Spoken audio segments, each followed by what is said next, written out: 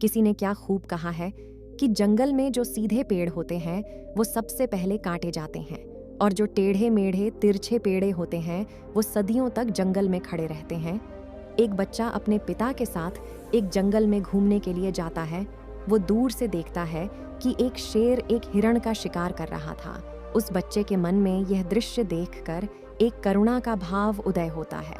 वो अपने पिता से कहता है कि पिताजी, ये हिरण तो कमजोर है और वो शेर उसको खा रहा है, हमें उस हिरण को बचाना चाहिए।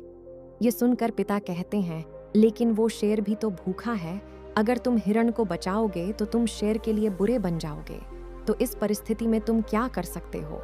अभी ये बात हम सब के लिए सोचने की है कि एक जगह जहां हम किसी का फायदा कर रहे होते हैं, दूसरी जगह किसी का नुकसान कर रहे होते हैं। जैसे एक सिक्के के दो पहलू होते हैं, उसी तरह अच्छाई और बुराई के भी दो पहलू होते हैं। तो सवाल ये है कि किसी आदमी को कोई अच्छा काम करना है, अच्छा बनना है, तो वो किस तरह का काम करें जो किसी को आहत ना पहुंचाए। तो आज की जो कहानी मैं आपको सुनाने वाली हूँ, उसमें आपको कर्मों का पूरा ज्ञान मिलेगा कि असल में कर्म क्या है और कर्म अच्छे कर्म क्या होते हैं। इससे पहले कि आप इस कहानी में खो जाएं, इस चैनल को सब्सक्राइब जरूर कर लें। तो चलिए कहानी शुरू करते हैं। बात उस समय की है जब गुरुकुल में शिक्षा हुआ करती थी। मतलब गुरुकुल में बच्चे सीखने के लिए जाते थे, वहीं पर रहते थे, वहीं पर प्रकृति का आनंद लेते थे और वहीं पर अपनी शिक्षाएं ग्रहण करते थे। ऐसे ही वेणु, उन गांव का मोहन नाम का युवक, गुरुकुल में पढ़ाई करने के लिए जाता है। उसके माता पिता उसे बचपन में ही उस गुरुकुल में भेज देते हैं। गुरुकुल में जाने के बाद बहुत सालों तक वो अपने सहपाठियों के साथ बहुत अच्छी अच्छी शिक्षा ग्रहण करता है। उसे वहाँ पर जीवन के सिद्धांत सिखाए जाते हैं। उनमें से एक सिद्धांत ये सिखाया जाता है कि हमेशा भलाई का काम करो, अच्छा काम करो, सबकी मदद करो। ये ज्ञान मोहन के दिमाग में बहुत गहरे से बैठ गया था। इसीलिए जब वो वापस गुरुकुल से अपनी शिक्षा ग्रहण करके आया तो वो अपने गांव में सबकी मदद करता था, हर किसी का काम करता था। कोई भी युवक उससे कोई काम करने के लिए कहता तो वो मना नहीं करता था। लेकिन जैसे जैसे समय बीतता गया, एक दिन उसने अपने कानों से छुपकर सुना कि गांव के कुछ युवक उसका मजाक बना रहे हैं। वो सब कह रहे हैं कि वो तो फायदा उठाने के लिए है, उसके तो मजे लो, उसका लाभ उठाओ जितना हो सके। वो किसी के काम को मना नहीं करता, वो दूसरों को काम करने के लिए अपना काम भी छोड़ देता है। बताओ कितना मूर्ख है। ये सुनने के बाद मोहन के कानों में खून उतर आया। उन निष्पक्ष भाव से सबकी मदद करता था, सच्चे दिल से करता था, लेकिन बदले में उसे क्या मिला? ये सुनकर उसका दिल सहम गया और उसने मन ही मन में निश्चय किया कि आज के बाद वह किसी की भी मदद नहीं करेगा। और अब मोहन गांव का ऐसा युवक बन चुका था जो किसी की मदद नहीं करता था। चाहे कोई कितनी भी परेशानी में क्यों ना हो, मोहन को कोई फर्क नहीं पड़ता था। मोहन का ये बदलाव देखकर सब गांव वाले आश्चर्यचकित रह गए। कल तक जो दया का सागर था, इतना दयालु था, कुछ ही समय में इतना निर्दयी बन गया। ये देखकर मोहन के माता पिता को भी उसकी बहुत चिंता हुई। उन्होंने अपने बेटे से पूछा कि बेटा, ऐसी क्या बात हो गई है, तुम इतना क्यों बदल गए हो? तो मोहन ने कहा, इस जमाने में किसी की भलाई करके कुछ नहीं होता। यह बात मैं महसूस कर चुका हूँ। मैंने जीवन में जितनी भी गुरुकुल से शिक्षा ग्रहण की, वो सारे शिक्षाएं बेकार चली गईं, वो व्यर्थ हो गई, क्योंकि ये संसार किसी का नहीं है। यहाँ सच्चे दिल से कोई किसी की मदद कर दे तो उसको बेवकूफ समझा जाता है। और ये कहते कहते मोहन वहीं पर रोने लगा। और इसके बाद मोहन बहुत परेशान रहने लगा। उसके माता पिता पहले वाला मोहन चाहते थे, वो वही मोहन चाहते थे जो सब लोगों की मदद करता था। लेकिन उनका बेटा कहीं दूर निकल चुका था। दिन ब दिन हालत और भी गंभीर होती गई। एक दिन उनके माता पिता को पता चला कि पड़ोस के गांव में एक बौद्ध भिक्षु आया हुआ है और वो मानव स्वभाव के बारे में बहुत सारी बातें बता सकता है। इसीलिए मोहन के माता पिता मोहन को लेकर उस बौद्ध भिक्षु के पास पहुंचते हैं। जब वो उस गांव में घुसते हैं तो एक औरत एक बौद्ध भिक्षु को बहुत जला कटा सुना रही थी। वो उसको कह रही थी कि इनको शर्म नहीं आती, भीख मांगने के लिए आ जाते हैं, सुबह सुबह अपना काम तो नहीं करते, दरवाजे पर आकर खड़े हो जाते हैं, और पता नहीं ऐसी क्या क्या बात है। लेकिन बौद्ध भिक्षु तो भिक्षा मांग कर ही खाते हैं। उन्हें तो सब कुछ सहना पड़ता है, इसीलिए वो बौद्ध भिक्षु एकदम शांत खड़ा हुआ था। उसमें क्रोध का भाव तीन का मात्र भी नहीं था। और जब उस भिक्षु को उस घर से भिक्षा नहीं मिली तो वो दूसरे घरों की तरफ निकल गया। ये सारा दृश्य मोहन भी देख रहा था। इसके बाद उसके माता पिता को उस गांव के लोगों से पूछकर उस बौद्ध भिक्षु के ठिकाने पर पहुंचते हैं। वहां पर पहुंचकर वो देखते हैं कि ये वही भिक्षु था जो गांव से भिक्षा मांगकर वापस लौट आया था, जो गांव में भिक्षा मांग रहा था और जिसे वो औरत जली कटी सुना रही थी। उसे देखने के बाद मोहन और उसके माता पिता ने उसे प्रणाम किया और वो वहीं पर बैठ गए। उसके बाद मोहन के माता पिता ने सारी परिस्थिति उसे बयां कर दी। उन्होंने अपने बेटे का जिक्र करते हुए बताया कि ये हमारा बेटा पहले बहुत दयालु हुआ करता था, सबकी मदद करता था, लेकिन अचानक पता नहीं ऐसा क्या हुआ कि अब ये किसी की मदद नहीं करता। कोई इसके सामने मर भी रहा होता है तब भी ये बिल्कुल उसे पानी भी नहीं पिलाता। ऐसा स्वभाव हो गया है इसका। हम कुछ समझ नहीं पा रहे हैं कि ये बदलाव अचानक से हुआ कैसे।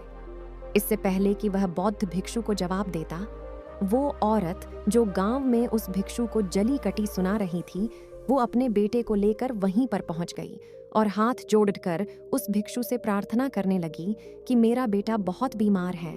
अचानक से उसे बुखार आया और गांव के लोगों ने बताया कि आप इसकी मदद कर सकते हैं, कृपया करके मेरे बेटे को ठीक कर दीजिए। ये सुनकर वो बहुत भिक्षु तुरंत उस बच्चे का उपचार करने में लग जाता है और कुछ ही देर बाद औषधियां देने के बाद वो बच्चा बिल्कुल स्वस्थ हो जाता है। ये सब देखकर वो औरत उसे कुछ भिक्षा देकर प्रणाम करके वापस लौट जाती है। ये सारा दृश्य मोहन भी देख रहा था। मोहन के मन में एक सवाल उठ रहा था और जब वो इसका कोई जवाब नहीं ढूंढ पाया तो उसने उसे बौद्ध भिक्षु से पूछा, शायद आपने पहचाना नहीं, ये वही औरत थी जो आपको जली कटी सुना रही थी, जो गांव में आपको भिक्षा देने से मना कर रही थी। शायद आपने उसे पहचाना नहीं तो आप उसकी मदद नहीं करते। यह सुनकर वो बौद्ध भिक्षु मुस्कुराने लगता है। उसके बाद वो बौद्ध भिक्षु मोहन को बताता है कि दूसरों की अच्छाई करने से कुछ अवस्थाओं में दुख मिलता है, लेकिन अगर तुम कर्मों का सिद्धांत समझ लेते हो तो अच्छाई और बुराई इसके सारे वेद तुम्हारे सामने स्पष्ट हो जाएंगे। मैं भली भांति जानता था कि ये वही औरत है, लेकिन मैंने बिना कोई द्वेष का भाव रखे हुए वही किया जो मेरा कर्तव्य था। जब आप किसी की भलाई, किसी की अच्छाई बिना किसी लालच के करते हो, बिना किसी बदले के करते हो, बिना किसी द्वेष के करते हो, वही अच्छी होती है। लेकिन अक्सर हम लोग जब किसी की मदद करते हैं तो हमारे मन में यही भावना बन जाती है कि बदले में वो इंसान भी मेरी मदद करे, लेकिन ज़रूरत पड़ने पर जब वो हमारी सहायता नहीं करता तो हमें दुख होता है। इसीलिए किसी भी इंसान के साथ बिना कुछ पाने के भाव से उसका भला करो और उतना ही भला करो जितना तुम्हारा सामर्थ्य हो, मतलब तुम्हारी आर्थिक और शारीरिक क्षमता के हिसाब से, ताकि कल को अगर वो इंसान तुम्हारे साथ बुरा व्यवहार भी करे तो तुम्हें उसका खेद ना हो, उसका पश्चाताप ना हो कि मैंने तो इसके लिए इतना कुछ कर दिया और ये मेरे साथ अब ऐसा व्यवहार कर रहा है। इसीलिए किसी का उतना ही भला करो जिससे तुम आहत ना हो। दूसरी बात, किसी दूसरे परिवार के झगड़े के बीच में तुम कभी मत पड़ना। अगर कोई पति पत्नी आपस में लड़ रहे हैं और वो पति अपनी पत्नी को पिट रहा है और तुम उसे बचाने के लिए पहुंच जाते हो कि तुम भाई औरत को क्यों पिट रहे हो, तो ऐसा करना तुमको संकट में डाल सकता है, क्योंकि वही औरत जिसकी तुम मदद करने के लिए गए हो वो ये कह सकती है कि ये हमारी आपस की बात है, तुम्हें इससे क्या लेना देना, और इसका तुम्हारे पास कोई जवाब नहीं होगा। इसीलिए दूसरे के फटे में कभी टांग मत अड़ाना। अगर ऐसी स्थिति कभी पैदा हो जाए, कोई तुमसे मदद मांगे तो दरबारियों तक खबर पहुंचा दो, अदालत उसका फैसला करेगी। तीसरी बात, अपने विवेक का इस्तेमाल करो। अपनी आंखें खोलकर देखो कि किसे वास्तविक रूप से मदद की जरूरत है और कौन ढोंग कर रहा है, क्योंकि अक्सर लोग दया का पात्र होने का दिखावा करके आपको बेवकूफ बनाकर आपसे मदद ले लेते हैं। जैसे कि आज के युग में हम बहुत सारी जगहों पर देखते हैं, बस अड्डों पर, रेलवे स्टेशन पे कि बहुत सारे छोटे छोटे बच्चे भीख मांगते रहते हैं। अब उसमें दो स्थितियां पैदा होती हैं। अगर आप उनको भीख देते हो तो आप भीख मांगने को बढ़ावा देते हो, और अगर भीख नहीं देते हो तो वो बच्चा शायद आज खाना भी ना खा पाए। इसीलिए ऐसी स्थिति में आपको अपने विवेक का इस्तेमाल करना चाहिए। आप उसको पैसे देने की बजाय खाना खिला सकते हो या कुछ किताबें दिला सकते हो। इसीलिए सही तरीके से मदद करने के लिए विवेक का होना बहुत ज़रूरी है, वरना तो आपके धन का दुरुपयोग ही होगा। और एक बात जो समझने की है कि किसी की भलाई करनी है तो खुद की भलाई करो, क्योंकि अगर तुम खुद जीवंत हो गए, अगर तुम खुद बदल गए, तो पूरा ज़माना अपने आप ही बदल जाएगा। इसीलिए कहीं आपने अपने मन में यह भ्रम तो नहीं बना रखा है कि मैं तो अच्छा इंसान हूँ और मैं दूसरों की मदद करता हूँ, तो वो तुम्हारा अहंकार का रूप है।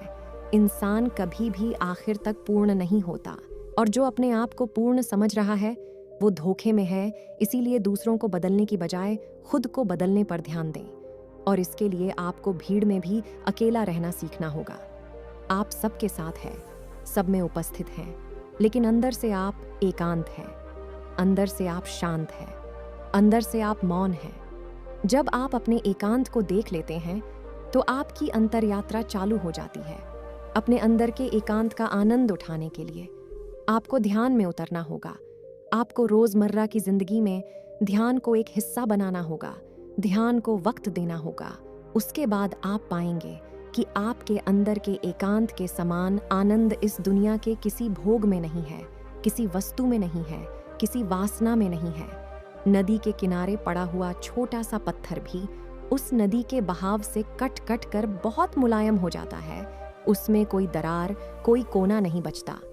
उसी तरह ध्यान के निरंतर भाव में बहने से उसी तरह निर्मल हो जाता है, जिसके बाद हम किसी भी चीज को महसूस कर सकते हैं, जिसके बाद हम वर्तमान का मतलब समझते हैं, जिसके बाद हमारे अंदर करुणा का उदय होता है। वो करुणा जो किसी विषय वस्तु से नहीं जुड़ी हुई। इसीलिए दोस्तों, आज से ही अपनी अंतर यात्रा चालू कर दें, अपने जीवन के आनंद को पहचानें, क्योंकि इंसान की जिंदगी बहुत छोटी होती है। पता नहीं कब आखिरी सांस आ जाए, तो जीवन के जो पल बचे हैं उन्हें उस परमानंद में बिताओ। तो दोस्तों, कैसी लगी ये कहानी आपको कमेंट सेक्शन में ज़रूर बताना, और अच्छी लगी तो इसको सब्सक्राइब ज़रूर करना। तो मिलते हैं अगली कहानी में, तब तक के लिए अपना ख्याल रखें।